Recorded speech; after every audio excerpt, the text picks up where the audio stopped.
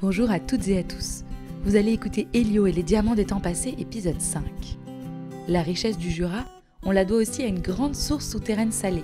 Comme Elio et Nala vont le découvrir dans cet épisode, le sel était autrefois appelé l'or blanc, et chaque grain comptait.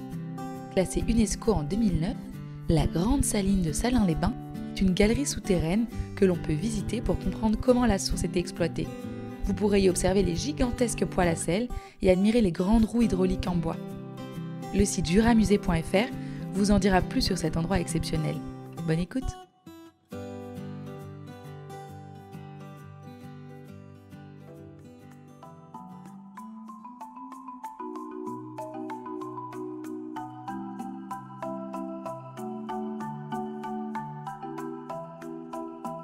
Six trésors scintillent au fond d'une petite boîte. Chacun est un petit morceau du chemin. Ils te mèneront jusqu'à la prisonnière des temps passés, perdus et oubliés.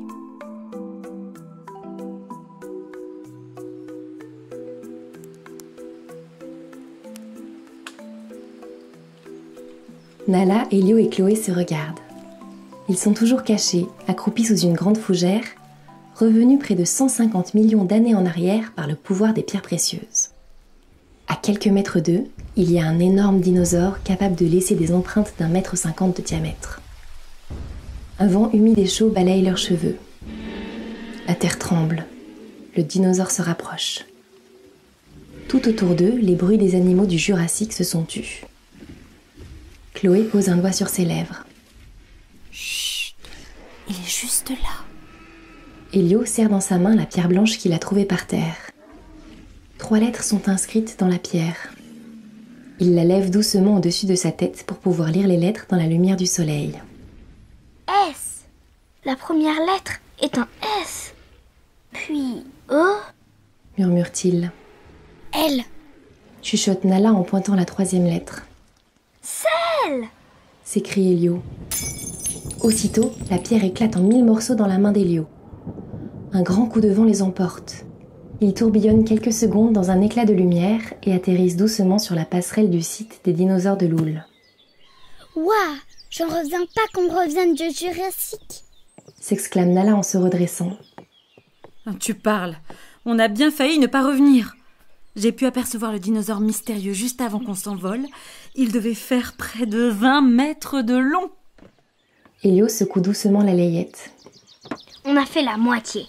Il ne reste plus que 3 pierres et on pourra délivrer la prisonnière. Oui, et on se retrouve avec le mot sel comme seul indice. Je ne vois pas trop où est-ce qu'on pourrait trouver du sel. On est en plein milieu des montagnes. Observe Nala. À ces mots, un éclat malicieux passe dans les yeux de Chloé. Détrompe-toi. Le sel, il y en a probablement sous nos pieds en ce moment. Comment ça ? S'étonne Elio. Il se trouve que le Jura est connu pour ses sources d'eau salée depuis plusieurs siècles. On avait même créé une route du sel pour qu'il puisse être transporté sans risque d'être dérobé par des contrebandiers. Pas très loin d'ici, il y a la grande saline de Salins-les-Bains. Elle n'est plus en activité, mais je crois qu'on peut la visiter. Une saline ? Oui, c'est comme une immense galerie où le sel des sources était prélevé. Eh bien, allons-y, s'écrie Nala en courant vers la voiture. D'accord. Mais après, je vous ramènerai chez vous, car il commence à être tard. Les 3 amis prennent la route. Le jour s'étiole entre les montagnes et les recouvre d'un voile orangé. Elio ouvre un peu la fenêtre. Les oiseaux regagnent leur nid et chantent leur dernier chant de la journée. Chloé arrête la voiture devant un grand bâtiment en pierre surmonté de 2 immenses cheminées. Derrière se dresse un flanc de montagne. Elio a du mal à croire qu'on ait pu extraire du sel depuis ce bâtiment. Elio prend la petite boîte contre lui. Il sent les pierres qui roulent au fond des tiroirs. Tous les 3 s'avancent jusqu'à l'entrée. Une lourde porte en bois au milieu des pierres. Zut, c'est fermé, constate Chloé en tirant sur la poignée. Peut-être qu'on peut trouver une autre entrée ? Suggère Elio. Ah non, certainement pas, mon garçon. Fait une voix aiguë et un peu grinçante juste derrière eux. Ils se retournent et se retrouvent face à un petit homme habillé d'une grande toge orange et jaune, avec un drôle de chapeau sur la tête et une immense moustache. Les visites sont terminées pour aujourd'hui, ajoute-t-il en secouant la tête. Chloé s'avance et sort son badge de guide de sa poche. Bonjour, je suis guide à la maison du parc de la Joux et j'accompagne ces 2 enfants sur un projet. Un projet spécial pour leur école. Un projet spécial? Demande l'homme en haussant les sourcils d'un air dubitatif. Nala s'éclaircit la gorge et lance d'une traite. Oui, tout à fait. Nous travaillons sur ce projet de sauvegarde des coutumes et des métiers de la région et nous aurions souhaité avoir accès à la saline. Elio regarde son ami avec des yeux ronds. Il a toujours été fasciné par sa capacité à broder les mots pour se sortir de situations compliquées. Et ça marche. Le visage de l'homme se radoucit immédiatement. Ah, eh bien, c'est un très beau projet. Je vois que vous avez trouvé une belle layette d'époque. Observe l'homme en souriant sous sa moustache. Je me présente, je suis Séraphin, le grand maître de la confrérie de l'or blanc. Venez, venez, je vais vous faire visiter cet endroit extraordinaire. Propose-t-il en sortant une grosse clé argentée de sa toge. La lourde porte s'ouvre et il pénètre dans une sorte d'immense couloir en pierre au plafond voûté. Elio se rapproche de Séraphin. Excusez-moi, grand maître, mais qu'est-ce que l'or blanc? L'or blanc? Mais, mais c'est le sel, car il est au moins aussi précieux que l'or. Lui répond Séraphin en faisant frétiller sa moustache. Ou du moins, il l'était. Il a fait la richesse de cette ville pendant près de 1200 ans. À des époques où il fallait faire des centaines de kilomètres pour en trouver sur les bords de mer. Alors qu'il y en avait là, juste sous nos pieds, dans des sources plus salées que la mer morte. Venez, venez, je vais vous montrer comment tout ça fonctionnait. Séraphin les entraîne au fond de la galerie. Elio tend l'oreille. Il y a comme un bruit d'eau qui résonne sur les murs de pierre. Une immense roue en bois tourne lentement devant eux. Est-ce que vous entendez la furieuse? Souffle Séraphin. La furieuse.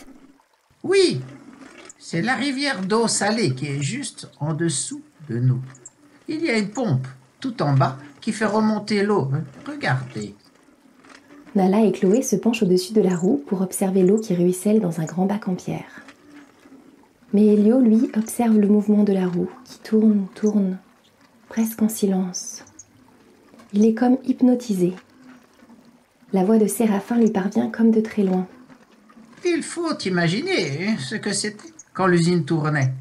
Le travail des sauniers et des saunières qui faisaient chauffer l'eau dans de gigantesques poêles à sel pour récolter le sel.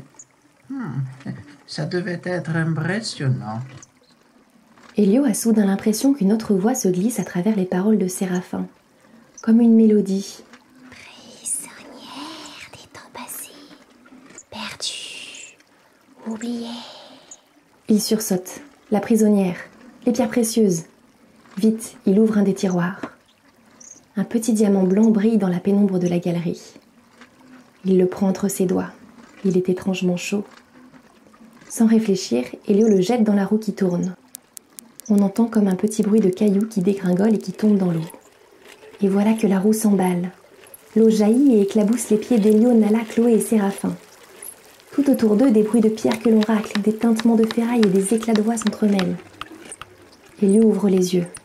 Face à lui, la même roue en bois tourne doucement. Mais une multitude de gens s'activent autour d'elle. Leurs chemises remontées sur les bras, des gouttes de sueur perlant sur leur front, ils puisent l'eau dans des bacs en pierre et la versent dans une grande poêle. Certains sifflotent ou chantonnent pour se donner du courage. Nala attrape Elio par la manche. T'aurais pu nous prévenir que tu allais jeter un diamant dans la roue quand même. Et en plus, on a embarqué le grand maître de l'or blanc avec nous. Elio jette un coup d'œil à Séraphin. Celui-ci a sorti un petit calepin de sa poche et regarde avec le plus grand intérêt ce qui se passe autour de lui. Il n'a pas l'air décontenancé le moins du monde. Ça va, je trouve qu'il a l'air de plutôt bien s'adapter. Sourit Elio. Allez, on y va. La journée est bientôt terminée. Encourage un des sauniers en passant devant eux. Il s'arrête et fronce les sourcils en apercevant les enfants.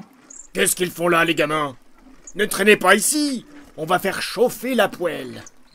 Séraphin s'avance en époussetant sa toge. Ne vous en faites pas, hein? Ce sont mes invités. Fait-il un peu pompeusement. Le saunier reconnaît l'habit du grand maître et s'incline en signe de respect. Ah, pardonnez-moi, grand maître. Je ne vous avais pas vu. Pouvons-nous rester et admirer votre travail quelques instants? Demande Séraphin. Bien sûr. Allez, au boulot. On a des spectateurs. S'exclame le saunier en direction des autres travailleurs. Séraphin se rapproche d'Elio et Nala et leur glisse à l'oreille. Je ne sais pas ce qu'il s'est passé, les enfants, mais je crois qu'on est revenu dans les années 1920. C'est tout bonnement incroyable. Et exactement comme je l'imaginais. Chuchote-t-il avec enthousiasme. Oui, c'est à cause d'une pierre précieuse. On vous expliquera ça plus tard. Lui répond Elio. Maintenant, il faut qu'on trouve l'indice pour rentrer chez nous et... Mais il n'a pas le temps de finir sa phrase, l'eau de la rivière souterraine se met à crépiter dans la poêle devant lui. Peu à peu, elle s'évapore et des traînées blanches commencent à apparaître sur la fonte. Elio et Nala se glissent entre les sauniers pour se rapprocher de la poêle. Je crois que le sel est en train d'écrire quelque chose. Regarde au fond de la poêle. Murmure Nala. Elio plisse les yeux. Nala a raison. Juste devant eux, les traînées blanches s'animent pour former des signes.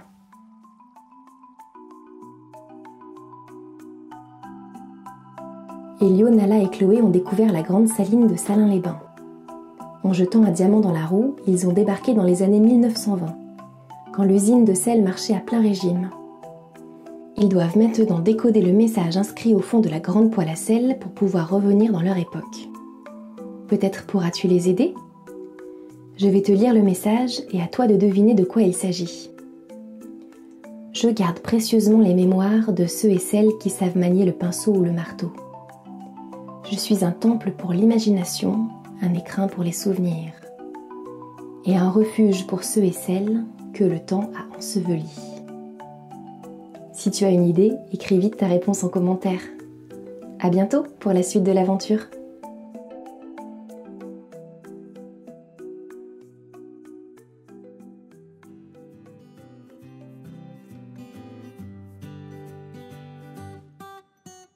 Vous venez d'écouter une histoire d'Envolée Conté, une création originale écrite par Lucille Petit. Pour nous soutenir, mettez-nous 5 étoiles sur Apple Podcast et retrouvez-nous sur Instagram à @envoléconté. À très vite!